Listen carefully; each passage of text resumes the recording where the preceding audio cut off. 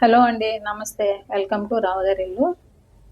చూడండి, ఈరోజు అల్లం పండు మిర్చితో నిల్వ పచ్చడి ఎలా చేయాలో చూద్దామండి. మనం చాలా వెరైటీ పచ్చళ్ళు పడుతుంటాం. దేని టేస్ట్ దానిదే అండి. అలాగే ఈ అల్లం పచ్చడి కూడా ఏడాదికి పైగా నిల్వ ఉంటుంది. ఇది ఆరోగ్యానికి మేలు కూడా చేస్తుందండి. రండి, ఇంత మంచి టేస్టీ రెసిపీని ఎలా చేయాలో చూపిస్తాను. ఈ పచ్చడి కోసం కిలో అల్లం, కిలో పండుమిర్చి, కిలో ఉప్పు, కిలో చింతపండు, కిలో బెల్లం తీసుకోవాలి. నేను పెద్ద మొత్తంలో పచ్చడి పడుతున్నానండి, అందుకని అన్నీ కిలో చొప్పున తీసుకున్నాను. అంత ఎక్కువగా వద్దనుకునేవారు అరకిలో లేదా పావు కిలో చొప్పునైనా తీసుకోవచ్చు. ముందుగా అల్లం పండుమిర్చిలను శుభ్రంగా కడిగి తడి లేకుండా ఆరబెట్టుకోవాలి. అల్లాన్ని అయితే పై పొట్టు చెక్కు తీసేయాలి. నిల్వ పచ్చడి కాబట్టి ఎంత మాత్రం తడి లేకుండా చూసుకోవాలండి. అవసరమైతే పొడి బట్టతో శుభ్రంగా తుడిచి ఆరబెట్టుకుంటే మంచిది. పండు మిర్చిని చిన్నగా కట్ చేసుకోవాలండి.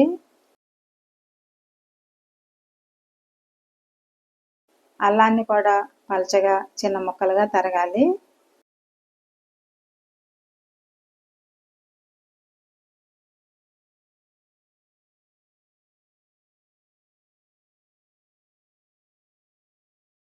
కట్ చేసుకున్న పండు మిర్చి అల్లాన్ని ఉప్పు వేసి మిక్సీ పట్టుకోవాలి. మిక్సీలోకి కొద్ది కొద్దిగా అల్లం, పండుమిర్చి, ఉప్పు వేసి పేస్ట్ చేయాలి.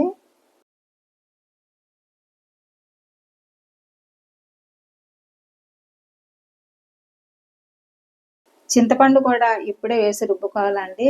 అయితే ప్రస్తుతం నా దగ్గర కొత్త చింతపండు లేదండి. మూడో రోజు బెల్లం కలిపేటప్పుడు చింతపండు కూడా వేసి మిక్సీ పడతాను.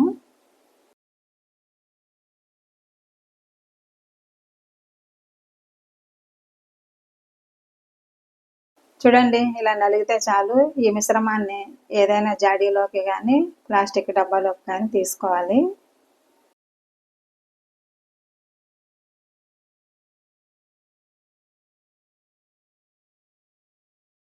అల్లం, పండుమిర్చి, ఉప్పు మొత్తాన్ని మిక్సీ పట్టి ఇలా డబ్బాలోకి తీసానండి.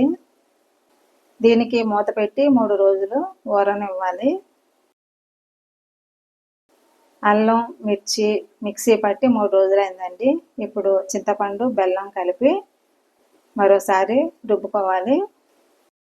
ఇదండి కేజీ పండుమిరపకాయలు, కేజీ అల్లము కలిపి ఇలా 1 కేజీ ఉప్పు కలిపి ఇలా మిక్సీ పట్టి పెట్టాను కదండి. చింతపండు, కొత్త చింతపండు కోసం చూశాను కదా, అది చూడండి. ఇవి చింతగుల్ల తీసుకుని ఒలిచి శుభ్రంగా గింజలు తీసి కాడలన్నీ తీసేసి పెట్టిన చింతపండు అండి. చింతపండులో గింజలు, ఈనెలు, పొట్టులు లాంటివి లేకుండా చూసుకుని పచ్చడిలో వేసుకోవాలండి. లేదంటే ఎక్కువ కాలం నిల్వ ఉండదండి.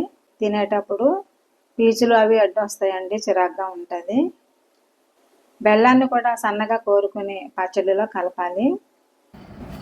కేజీ బెల్లం ఇలాగా చిన్న ముక్కలుగా కట్ చేసుకుని పెట్టుకోవాలి. ఇప్పుడు ఈ మిరపకాయ పేస్ట్లను చింతపండు వేసేసుకుని కలిపేసుకోవాలండి.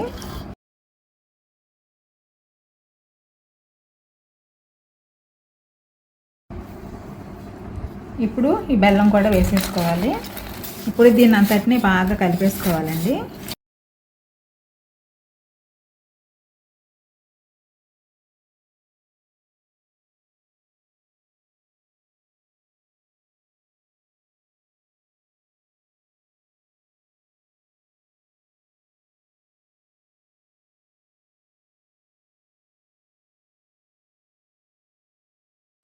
చూడండి, అన్నీ చక్కగా కలిసాయి. ఈ పచ్చడికి సుమారుగా 3 కిలోల వరకు నూనె పడుతుందండి. ఇలా కలిపిన పచ్చడిని మరోసారి డబ్బాలోకి ఎత్తి 2 రోజుల పాటు వదిలేయాలి.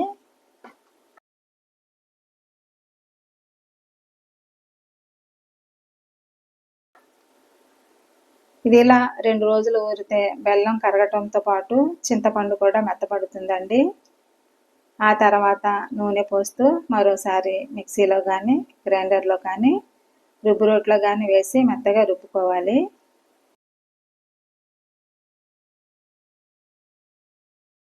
చూద్దామండి, 2 రోజులైంది. బెల్లం కరిగి చింతపండు కూడా మెత్తపడింది. దీన్ని ఇప్పుడు మిక్సీలో కానీ గ్రైండర్లో కానీ వేసి మెత్తగా రుబ్బాలి. నేనైతే మిక్సీలో వేసేస్తానండి. జార్లోకి కొద్దిగా పచ్చడి నూనె పోస్తూ రుబ్బుకోవాలి. చూడండి, ఈ విధంగా మిక్సీలో రుబ్బేసాను చట్నీ అంతాను. ఇది రుబ్బుకునేటప్పుడు ఒక అరకిలో వరకు నూనె వేసి కలిపి రుబ్బానండి. దీన్ని విధంగా ఒక డబ్బాలో పెట్టేసుకోవాలి.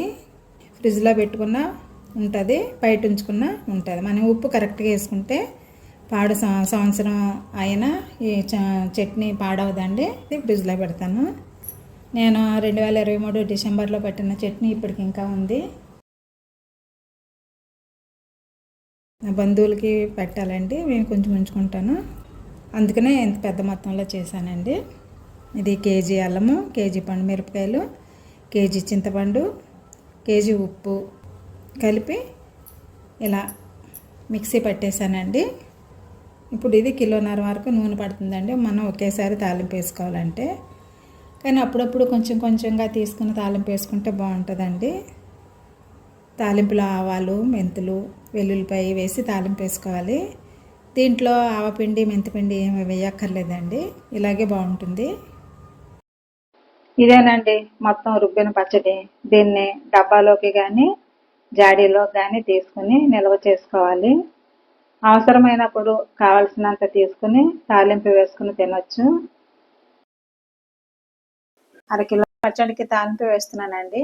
200 గ్రాముల నూనె వేడి చేసి టేబుల్ స్పూన్ చొప్పున ఆవాలు, మెంతులు వేసి దోరగా వేయించాలి. ఇది నువ్వుల నూనె అండి, అందుకే పొంగుతుంది. ఆవాలు, మెంతులు దోరగా వేగాక కచ్చాపచ్చా దంచుకున్న 3 వెల్లుల్లిపాయలు వేసి 50% వేయించాలి. వెల్లుల్లి 50% ఫ్రై కాగానే స్టవ్ కట్టేయాలండి. నూనె వేడికి మిగిలిన సగం వేగిపోతుంది. ఇలా వేగితే చాలండి. స్టవ్ కట్టేసి నూనె చల్లబడ్డాక పచ్చడిలో కలిపేయాలి. మంట ఉండగానే దోరగా వేయించేస్తే నూనె చల్లారేలోపు వెల్లుల్లి మాడిపోయి చేదు వస్తుందండి. తాలింపు వేసుకునేటప్పుడు ఈ చిట్కా పాటిస్తే పచ్చడి చాలా రుచిగా ఉంటుంది. చూడండి, నూనె చల్లబడింది. దీన్ని ఇప్పుడు పచ్చడిలో వేసి బాగా కలపాలి.